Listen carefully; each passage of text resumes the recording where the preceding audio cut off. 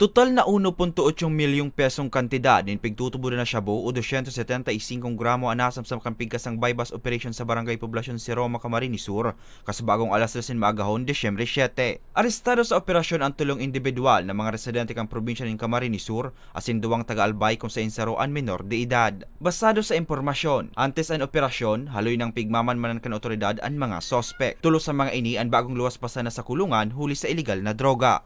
Tuloy po kami nag-validate at ang intelligence report po dito talagang ini po sa grupo kung saan nag-ooperate region-wide. As in, ini po nga ni sa ang aming bayan sa Roma na binabagsakan ng mga illegal na droga kung saan taon na nagkaroon kami ng pagkakataon na makatransaksyon sila, and yun kaninang umaga ay positive na naka-conduct kami ng bypass operation sa kanilang grupo.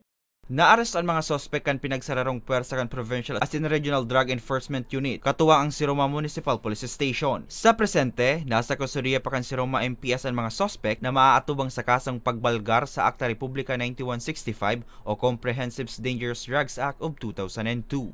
Ang panawagan rin po digdi, lalo na dito sa bayan ng Siroma, na kung sa mga nagbabalak at nag-engage sa mga ganitong activity ay sana mapigilan na at hindi na tatagal ang kanilang oras para andito kami para sila ihulihin at totally maubos at masugpo na sila sa pagbibinta ng illegal na droga para hindi na po sila damage ng mga, lalo na mga kabataan talagang na-involved na dito sa mga ganitong bisyo. Naggagawa ng illegal na aktibidades na to sa ating bayan. Katakod ka ini, nangapulan ng kapulisan sa publiko na di magduwang isip na isumbong sa indang hipaturan mga taong imbelto sa illegal na droga, ngani matoldo ka na ang paglakop ka ini. Para sa mga baratang Tatak Bicol, Hercules Barbacena.